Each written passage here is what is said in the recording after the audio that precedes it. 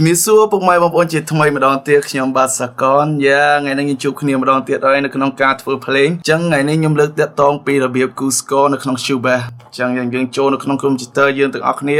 អូខេវគ្គមុនខ្ញុំប្រាប់តាក់ទងពីរបៀបបង្កើត track បែបនេះហើយអញ្ចឹង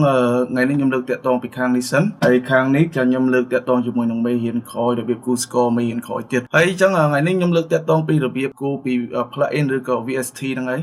ចឹងអូខេយើងចុចមកខាងស្ដាំមកយើងមានពាក្យ add instrument track នេះហើយតើតើជាមួយនឹង add instrument track នេះសំខាន់លើបងប្អូនស្គាល់ពីក្រុមហ៊ុននីមួយៗតើក្រុមហ៊ុនមួយហ្នឹងគឺគេធ្វើតម្រូវអីគេជួនកាលមាន piano មាន drum មាន bass និយាយទៅឲ្យទៅតើជាមួយនឹងក្រុមហ៊ុនមានមកគោកតើជាមួយនឹង sound អញ្ចឹងថ្ងៃនេះខ្ញុំលើកតើពីរបៀបគូស្គរតើជាមួយនឹង Easy Drummer សិនអូខេយើងចុចលើ Easy Drummer ហើយយើងយកពី add track បែបនេះអូខេបន្ទាប់ពីយើង add track មកយើងមាន sound បែបនេះអញ្ចឹងយើង sound យើងមានអញ្ចឹងយើងរបៀបគូយើងរបៀបម៉េចយើងចូលលោកវាសិនមួយទៀតគឺយើងត្រូវតែដូរ tempo សិនអាស្រ័យទៅលើតាមបទចម្រៀងអញ្ចឹងណាបើសិនជាបទហ្នឹងប្រហែល80ឬក៏120តានឹងសិនទៅខាងនេះគឺ tempo ឬក៏យើងអាចចុច F2 វាលោកត្រាងបែបនេះអូខេយើងចុចខ្ញុំគូថា85ចុះអូខេបន្ទាប់ខ្ញុំដាក់85នៃ tempo ហើយខ្ញុំយកប៊ិចនេះដើម្បីគូអញ្ចឹងភាគច្រើនខ្ញុំផ្ដើមចេញពីលេខ2ទៅព្រោះដោយសារមួយបាយើងមកអក្សរឬក៏ពីអក្សរអាស្រ័យទៅលើបងប្អូនតែបញ្ចូលឬក៏អាច3អក្សរតាមចិត្តចុះអូខេឥឡូវនេះខ្ញុំលើកតែមកអក្សរសិនអញ្ចឹងខ្ញុំគូតារាងបែបនេះមួយអញ្ចឹងខ្ញុំចុចលើវា2ដងមកអញ្ចឹងដើម្បីកុំឲ្យវាមើលទៅវាទូចពេកយើងអាចចុចខាងនេះដើម្បីយើង zoom អញ្ចឹងណាអញ្ចឹងយើង zoom ឲ្យយើងធំតិចអញ្ចឹងតើតើមួយហ្នឹងយើងត្រូវដឹងដែរតើតើជាមួយនឹងគូ VST យើងត្រូវដឹងថាដូរ៉េមីនឹងវាមានជា sound នៃខ្លះជួនកាលមាន sound kick snare hi hat តុំអីចឹងតាមទៅលើទាំងអស់នេះចុះអូខេតាមខ្ញុំចំណាំ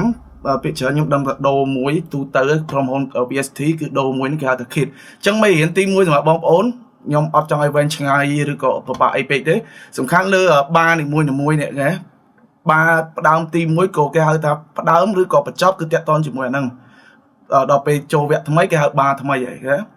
ចុះអូខេខ្ញុំរបៀបគូយើងគូតាក់ទងជាមួយនឹងគ្រឹះសិនចឹងយើងគូទៅ kick snare អូខេចឹងអានេះយើងគូដើម្បីឲ្យត្រូវ tempo សម្រាប់អ្នកដំបងក៏អត់សូវចេះចឹងណាយើងគូតាក់ទងជាមួយនឹងមេរៀនសិនណាអូខេ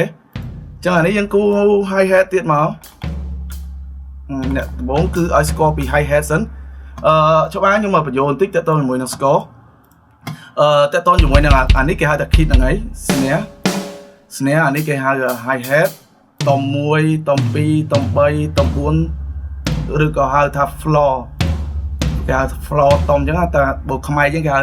តុំធំអីចឹងណាតុំទូចតុំធំអីចឹងណាចានេះគេហៅ sample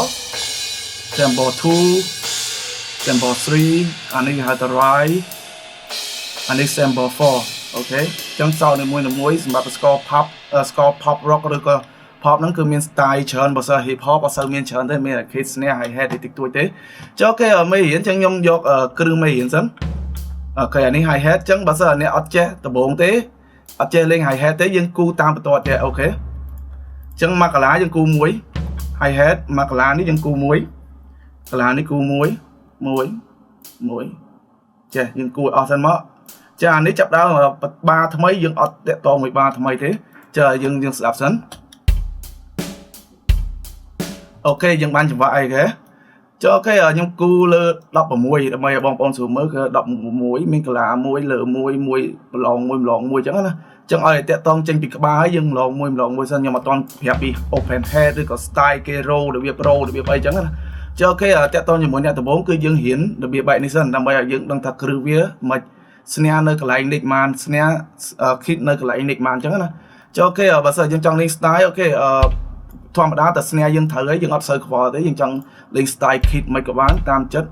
អាស្រ័យទៅបងប្អូនចង់ថែបឬក៏ចង្វាក់ដែលបងប្អូនចង់បាន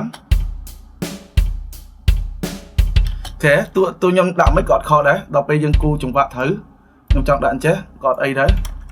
អញ្ចឹងចង់ដាក់កន្លែងនេះមួយទៀតក៏បានតាមចិត្តបងប្អូនអញ្ចឹងខ្ញុំចង់ដាក់នេះមួយទៀតក៏បានព្រោះដោយសារ snare យើងត្រូវ tempo ហ្នឹងហ៎ខ្ញុំចង់ដាក់ណាទៀតក៏បាន យើងចង់លេង style hi hat បើសិនយើងដឹងក្បួនថាត្រូវ tempo យើងចង់ថែម hi hat កន្លែងនេះក៏បញ្ហាណា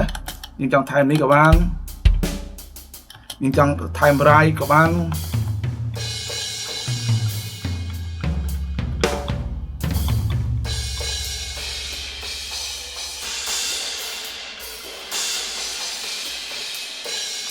អូខេហើយចឹងកន្លែងនេះខ្ញុំចង់ពុះជា2បូកនឹង32ខ្ញុំពុះចេះក៏បាន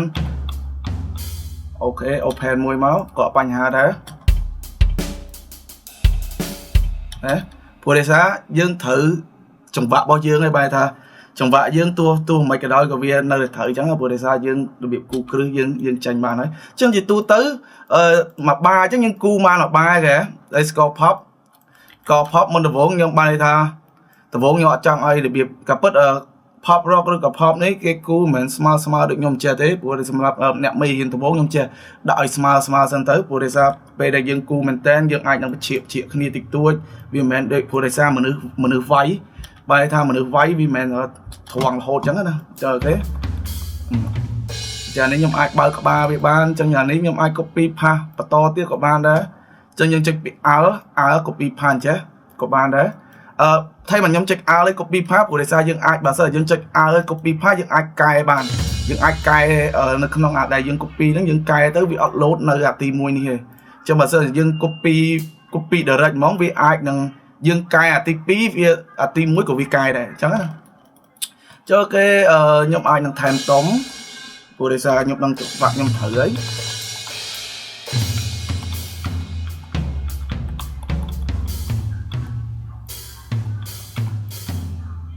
ចឹងពេលយើងថែមតុំយើងអាចលុបចោលមួយបើសិនយើងចង់ឲ្យវាលឿនយើងថែមបែបនេះ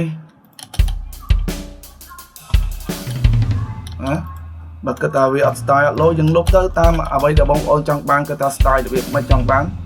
ហ្នឹងហើយយើងសំខាន់កុំឲ្យតគូអីឆ្លងដល់បាថ្មីរបស់គេបើសិននៅក្នុងគ្រឹះនៅបានីមួយទាំងអស់នេះវាអត់មានខយទេហើយយើងចង់ថែមអីតាមចិត្តអូខេចាតើតជាមួយនឹងការគូមេរៀន score នេះខ្ញុំគិតថាប៉ុណ្ណឹងសិនចាំពេលវគ្គក្រោយយើងហ៊ានពីរបៀបយើងធ្វើ code ទាំងអស់គ្នាតើតជាមួយនឹង piano អូខេកុំភ្លេចជួយដាក់បេះដូងឲ្យខ្ញុំផងហើយមួយទៀតកុំភ្លេចជួយ subscribe ចូលទៅមើល YouTube ខ្ញុំផងមកយ៉ាងនេះខ្ញុំអរគុណមែនទែនដែលបងប្អូនគាំទ្រនៅក្នុង TikTok សង្ឃឹមថាបងប្អូននឹងចូលចិត្តនៃវីដេអូរបស់ខ្ញុំតទៅទៀតបាយបាយ